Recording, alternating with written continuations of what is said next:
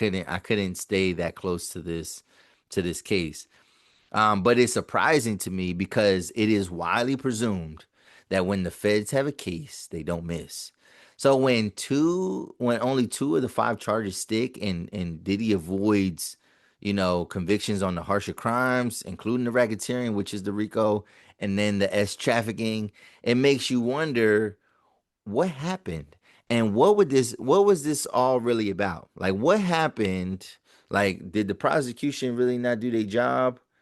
But then also it's like, why did y'all present this case in the first place if it wasn't a slam dunk? Because again, it's widely presumed by people that like, yo, man, when the feds build a case on you, when they indict you for this, you're going down. You're going that that was the narrative. That was the sentiment that everybody expressed.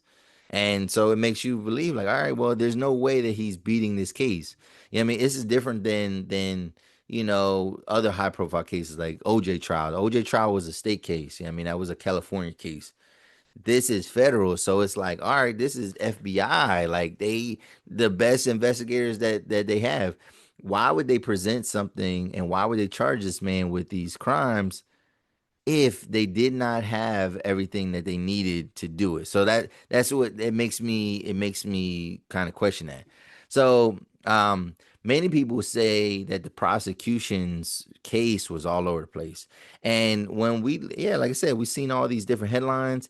They use all these like sensationalized witnesses, um, and perhaps what it's looking like is like they were getting anybody that was willing to talk.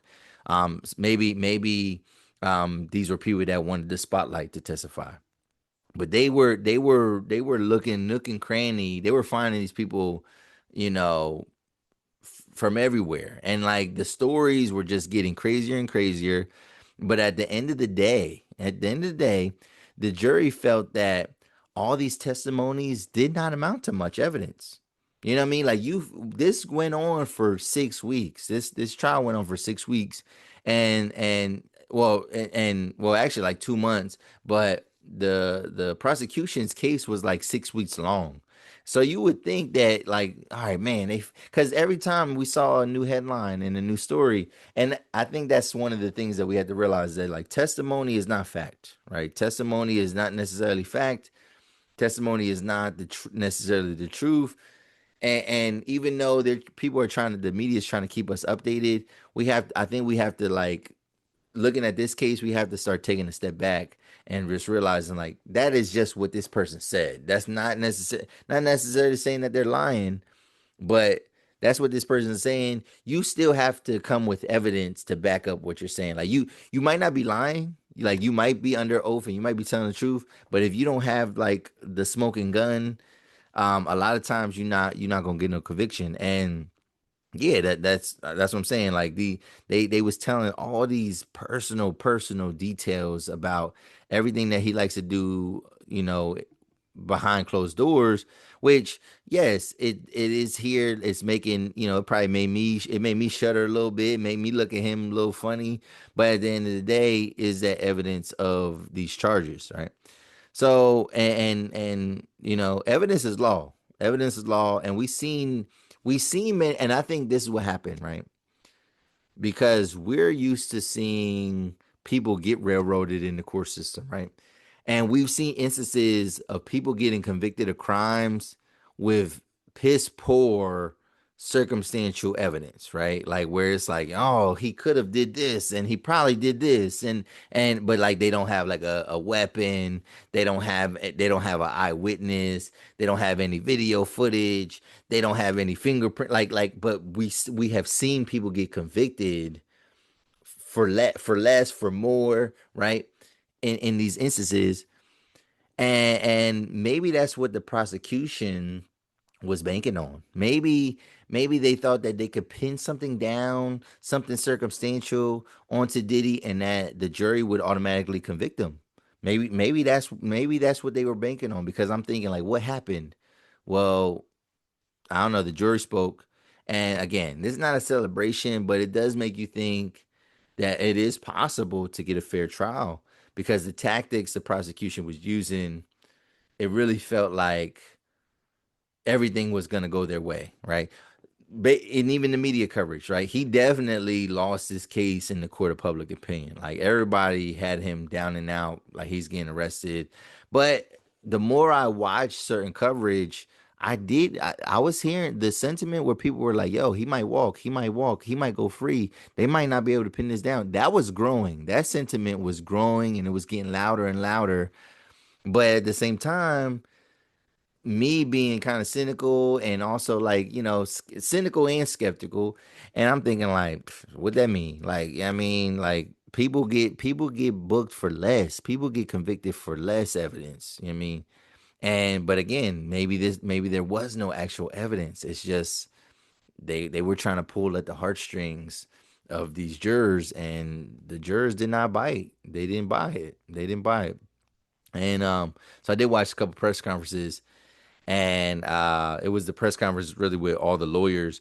And one of the things that the lady was like, one of his lawyers was saying, she was a black woman up there, only black woman up there, and she said, we love the media, we appreciate the media, and she says, but as much as you guys were out there on the front lines, reporting all these accusations and all these claims and all these testimonies and getting the story out to everybody, she said, keep that same energy when it comes to this acquittal and his not guilty verdict. Like, cover this the same way, like be relentless, because that's what it should be.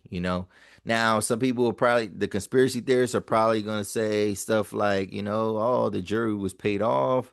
There's also probably a contingent of conspiracy theorists that just feel like, oh, well, that they did accomplish the mission. The mission was to just strip him away of all his of a lot of his wealth, or all his wealth, to embarrass him, to ridicule him, to make him look a certain way, and people feel like, well, the mission is accomplished because everybody knows that his reputation is definitely going to take a hit. A lot of people are kind of banking on his rebrand being solid. It's tough because, again, the image of this, like the Cassie incident in the hotel, that became like the image of this case, even though this case was nothing about that, right? So I think it's putting people in a conflicted mindset, because it's like that's the last image that they have of Diddy, as a free man, right? Right. Like that's the image. That's what this case, everybody thought this case was going to be kind of related to, and it wasn't. There was so much. So there was so many things people were implying about parties, and we thought that, that's what the freak offs are. It's these parties. No, the freak offs were like just him and Cassie, and these hired workers. You know what I'm saying? Getting busy very very privately, like intimately. It wasn't something where it wasn't some like eyes wide shut type of masquerade where like people were like, all that was myth. All that was like we made that up. Like, and I mean, and I'm saying I'm talking about the internet, social media. Social media made that up. Like, none of that was like real, or they had no evidence to kind of support that.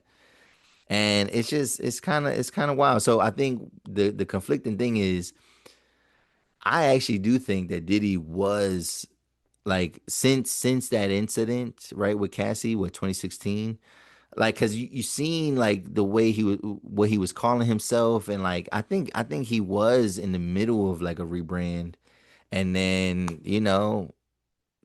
once the civil suit dropped, and then maybe because Diddy pressed the wrong buttons with the people of Diageo, they decide like, yo, we gonna press the button on this, man, and you're getting sloppy, and we got to teach you a lesson. Maybe that's all this was, but I think he was in the midst of like kind of changing himself, and then these are just like nasty scars from his past. And again, I just feel like, yeah, like you can't go too gung ho about like, oh, the jury was rigged and this and that.